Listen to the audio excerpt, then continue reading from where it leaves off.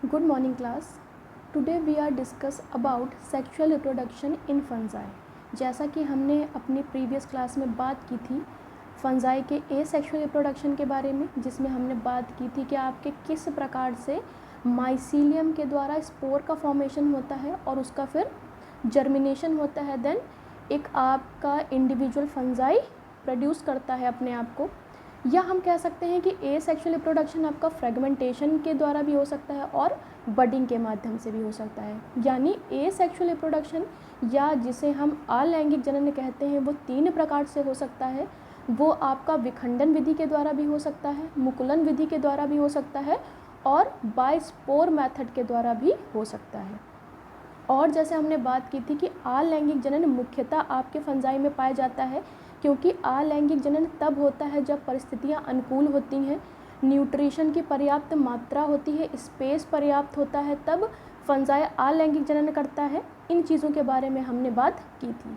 आज हम बात करेंगे अपने लैंगिक जनन के विषय में, यानी किस प्रकार से आपके फंजाई लैंगिक जनन की विधि को प्रोसीड करता है। जैसा कि हमने बात की थी कि लैंगिक जनन आपका तब होता है जब परिस्थितियां विपरीत होती हैं, यानी जब फंजाई के अनुकूल ना ही टेम्परेचर होता है ना ही वेदर होता है, तब लैंगिक जनन फंजाई करता है।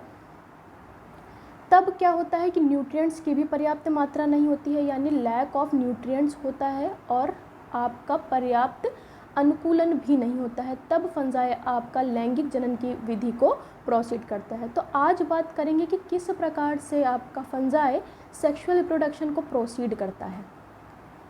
जैसा कि अगर हम सेक्सुअल रिप्रोडक्शन की बात करें तो जैसा भी हमने बात की कि ये तभी होता है जब कंडीशन क्या होती हैं, बहुत ख़राब होती हैं या पुअर कंडीशन होती हैं, तब आपका सेक्सुअल रिप्रोडक्शन होता है। और हम कह सकते हैं कि फंजाई में हम डेफिनेट ये नहीं कह सकते हैं कि आपका एक पर्टिकुलर मेल है या एक आपका फीमेल है, क्योंकि जैसे हम देखते हैं स्पोरेंजियम होते हैं, स्पोरेंजियम से लगे हुए आपके स्पोरेंजियोफोर होते हैं, हाइफी होते हैं। तो कह सकते हैं कि ये सभी हम ये नहीं कह सकते कि इंडिविजुअल एक मेल है या एक फीमेल है। बेसिकली आपका जैसे अगर हम ईस्ट की बात करें तो इसमें क्या है, जो भी जैसे हमने प्रीवियस उसमें बात की थी आपके माइसीलिया की, तो माइसीलिया क्या है आपका एक कलेक्टिव फॉर्म ऑफ हाइफी आपका कहलाता है माइसीलिया, या हम उसे माइसीलियम कह सकते हैं। तो यहाँ पर हम ये नहीं कह सकते कि इंडिविजुअल एक मेल है या फीमेल है। यहाँ पर फंजाई आपका डायमॉर्फिज्म शो करता है। डायमॉर्फिज्म मीन्स आपका होता है कि एक ही आपका फंजाई में दोनों मेल और फीमेल दोनों एक साथ जब हमें मिलते हैं तो हम उस कंडीशन को कहते हैं डायमॉर्फिज्म। यानी स्पेसिफाई ये नहीं कह सकते हम कि एक मेल है या वहाँ पर एक फीमेल है, तो उस कंडीशन को हम डायमॉर्फिज्म कहते हैं। तो फंजाई में अगर हम ईस्ट में देखें तो आपका डायमॉर्फिज्म होता है, वहाँ पर इंडिविजुअली मेल या फीमेल अलग नहीं होते हैं। और आपके माइसीलिया ही क्या होते हैं, एक को हम पॉजिटिव कह लेते हैं और एक को नेगेटिव कहते हैं, और दोनों आपस में आकर क्या होते हैं, अटैच्ड हो जाते हैं।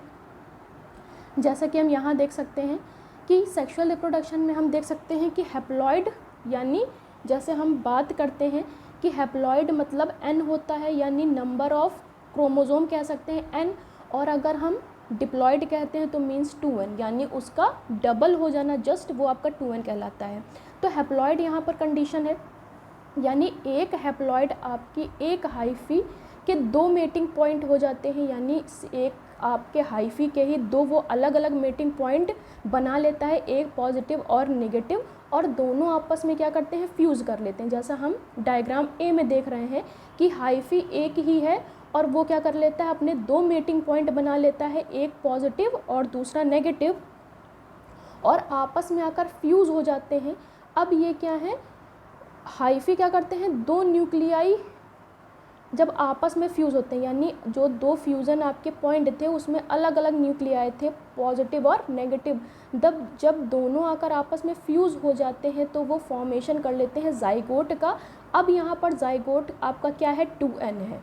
जैसे कि पहले आपके दोनों हाइफी थे वो आपके n थे, यानी वो हैप्लॉइड कंडीशन में थे, लेकिन जब दोनों आपके हैप्लॉइड जो भी मेटिंग पॉइंट थे वो आपस में फ्यूज़ होते हैं एक साथ, तो जाइगोट का निर्माण होता है, और जाइगोट यहाँ पर आपका डिप्लॉइड कंडीशन में होता है, यानी वो 2n होता है, और यही जाइगोट क्या करता है, बाद में आपका स्पोर का फॉर्मेशन करता है, यानी फिर से स्पोर बनते हैं, स्पोर से आपका नेस्ट का निर्माण होता है और ये प्रोसेस क्या है, कंटिन्यूअस चलती रहती है। तो कह सकते हैं कि इस माध्यम से आपका फंजाई क्या है, सेक्सुअल रिप्रोडक्शन की प्रक्रिया को अपनाता है। और ये प्रक्रिया हम कहते हैं फंजाई में बहुत ही कम देखने को मिलती है, क्योंकि जब बहुत ज़्यादा इन्वायरमेंट ख़राब होता है या उनके अनुकूल नहीं होता है या आपके न्यूट्रिएंट्स नहीं मिलते हैं या पर्टिकुलर जहाँ पर उसको ग्रो करना है वो स्पेस उसके लिए प्रोवाइड नहीं होता है, तब ये आपका लैंगिक जनन अपनाता है। नहीं तो हमें मुख्यतः क्या है, फंजाई में एसेक्सुअल रिप्रोडक्शन ही देखने को मिलता है, चाहे वो आपका स्पोर फॉर्मेशन के थ्रू हो, चाहे आपका बडिंग के माध्यम से हो या फ्रेगमेंटेशन के माध्यम से हो। इसके सेक्सुअल रिप्रोडक्शन की एक हम लाइफ साइकिल देख सकते हैं। यहाँ पर जैसे हमने बात की थी, अगर यहाँ पर हम लाइफ साइकिल देखें सेक्सुअल रिप्रोडक्शन की, तो हम कह सकते हैं कि सबसे पहले आपका, जैसे अगर हम कहें, जैसे अगर अभी हमने बात की कि सेक्सुअल रिप्रोडक्शन किस प्रकार से हो रहा है, तो आपका स्पोर पहले से नहीं होते हैं। अगर हम बात करें कि सबसे पहले आपका डाइकैरियोटिक कंडीशन होती है। डाइकैरियोटिक यानी आपका जो दो अलग अलग मेटिंग पॉइंट होते हैं, पॉजिटिव नेगेटिव दोनों NN होते हैं, यानी आपके हैप्लॉइड कंडीशन में होते हैं। नेक्स्ट आपका कह सकते हैं कि कैरियोगैमी होती है। कैरियोगैमी मतलब फ्यूज़न ऑफ न्यूक्लियाई, दोनों क्या करते हैं, दोनों जो भी आपके मेटिंग पॉइंट होते हैं, दोनों के पॉजिटिव नेगेटिव न्यूक्लियाई होते हैं, आपस में फ्यूज़ करते हैं और आपका डिप्लॉयड यानी जाइगोट का निर्माण करते हैं। जो आपका डिप्लॉयड था यानी 2N था, अब यहाँ पर मियोसिस की प्रोसेस होती है।